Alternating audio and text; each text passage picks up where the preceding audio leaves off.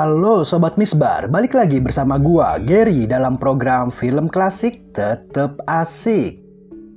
Pada kesempatan kali ini, gua bakal ngebahas sebuah alur cerita film yang berkisah tentang perjuangan dan perlawanan seorang pendekar yang bernama Jaka Sembung terhadap para penjajah, yang dimana ia pun akhirnya berhasil ditangkap dan dibawa menuju Australia, dengan tujuan agar Jaka Sembung tidak lagi melakukan perlawanan terhadap para company.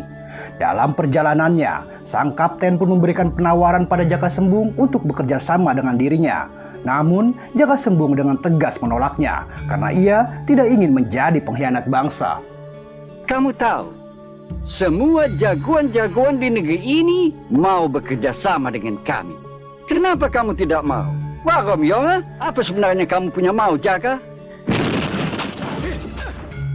Dan setelah itu, tiba-tiba saja badai besar pun datang menerjang kapal. Dan lalu, keluarlah sebuah cahaya yang kemudian berubah menjadi sesosok wanita yang bernama Dewi Samudra yang merupakan penguasa laut tersebut.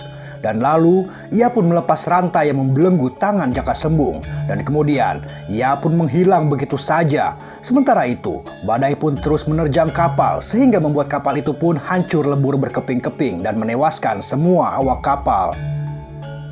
Sementara itu, Jaka Sembung yang berhasil selamat dan terombang-ambing di lautan lepas akhirnya terseret arus ombak yang membawanya ke sebuah istana Dewi Samudra yang telah membantunya dari penyanderaan komplotan company. Bukan tanpa alasan, Dewi Samudra membantu Jaka Sembung karena sang Dewi menyimpan hati pada sang pendekar.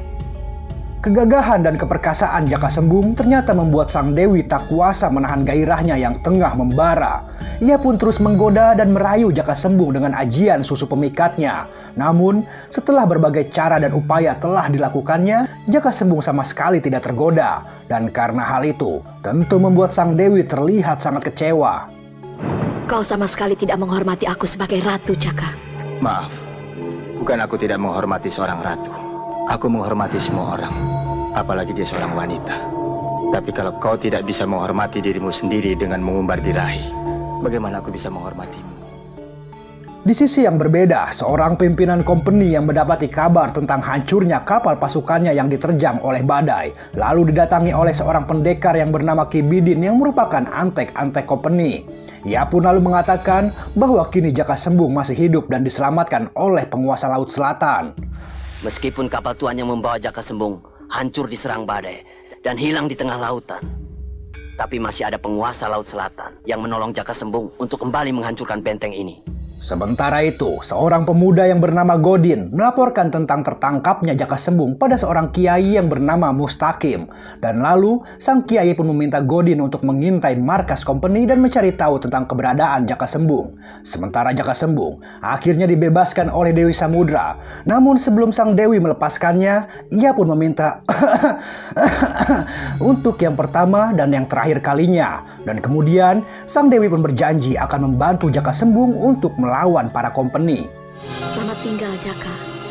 Aku akan datang membantumu setiap saat kau dalam kesulitan. Di sisi yang berbeda, Ki Bidin tengah melakukan sebuah ritual untuk membangkitkan jasad seorang pendekar yang bernama Ki Jonggrang dengan tujuan untuk menyatukan kekuatan mereka agar bisa mengalahkan Jaka Sembung. Sementara Godin yang tengah menyusup masuk akhirnya tertangkap basah oleh para penjaga. Namun beruntung, ia pun berhasil kabur dan bertemu Jaka Sembung yang baru saja dibebaskan oleh Dewi Samudra. Jaka Sembung pun lalu pergi menuju pesantren untuk menemui Kiai Mustaqim. Dan lalu ia pun menceritakan semua kejadian yang tengah menimpanya. Sementara pimpinan company meminta Ki Bidin untuk mencari tahu tentang penyusup yang masuk ke markas mereka. Ki Bidin pun lalu mengatakan bahwa penyusup itu adalah santri dari Kiai Mustaqim. Dan ia pun meyakini bahwa Jaka Sembung kini telah kembali dan berada di dalam pesantren tersebut. Apa kamu orang sudah dapat tahu tentang bajingan yang menyelusup semalam? Tapi saya yakin, itu orangnya Kiai Mustaqim dari pesantren. Hingga pada keesokan harinya, Jaka Sembung pun mendapati sebuah kabar dari Godin yang mengatakan bahwa pasukan company datang dan menghabisi nyawa seorang santri untuk mencari tahu tentang keberadaan dirinya. Mendengar kabar itu, Jaka Sembung pun lalu pergi menuju pesantren, yang dimana ia akan membalas perbuatan keji yang telah dilakukan oleh para company. Dari mana mereka tahu bahwa saya berada di sini? Mereka akan menerima pembalasan yang setimpal.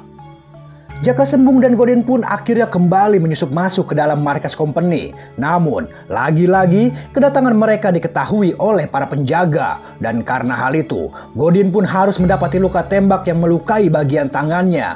Sementara Ki Bidin yang mengetahui kedatangan Jaka Sembung lalu membangkitkan jasad Ki Jonggrang untuk menangkapnya. Namun, kesaktian si Jaka yang di atas rata-rata mampu menghancurkan kesaktian Ki Jonggrang dengan sangat mudahnya. Selain membangkitkan jasad Ki Jonggrang, Ki Bidin pun memerintahkan para pengikutnya untuk menculik wanita yang bernama Rahayu yang merupakan anak dari Kiai Mustaqim dengan tujuan untuk memancing Jaka Sembung agar kembali ke markas mereka. Dan benar saja, setelah ia kembali ke pesantren, Jaka Sembung pun mendapatkan sebuah kabar bahwa kini Rahayu telah diculik oleh para komplotan company. Dan lalu Jaka Sembung dan Kiai Mustaqim dan seluruh santrinya pun melakukan penyerangan untuk membumi hanguskan markas company. Saya akan mencoba masuk dari samping. Kalau nanti terdengar ada tembakan, Pak Kiai boleh menyerang. Hati-hatilah.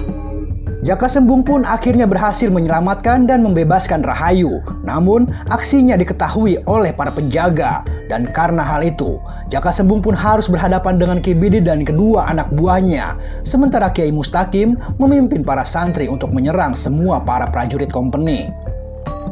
Ki Bidin pun lalu memberikan sebuah penawaran pada Jaka Sembung untuk mau bekerja sama dengan dirinya. Namun, lagi-lagi Jaka Sembung dengan tegas menolaknya. Dan hingga pada akhirnya, pertarungan antara mereka pun tak bisa terhindarkan.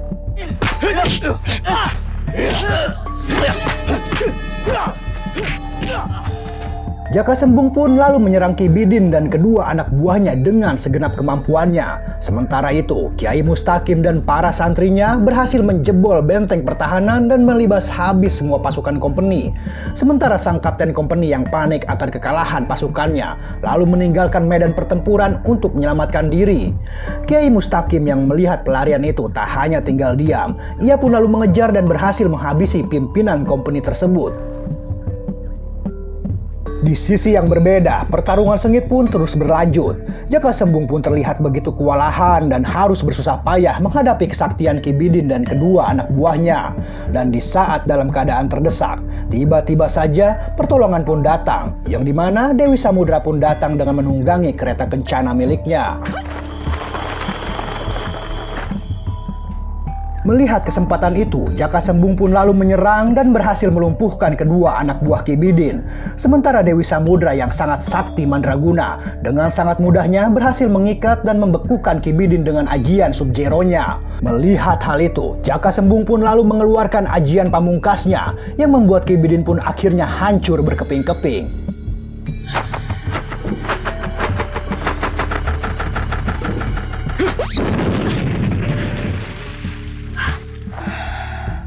Di sisi yang berbeda, para prajurit company yang tersisa lalu mengeluarkan dan mengarahkan sebuah meriam pada Jaka Sembung dan Dewi Samudra. Godin yang menyadari hal itu lalu pergi berlari dan mengorbankan dirinya agar Jaka Sembung bisa kembali melanjutkan perjuangannya.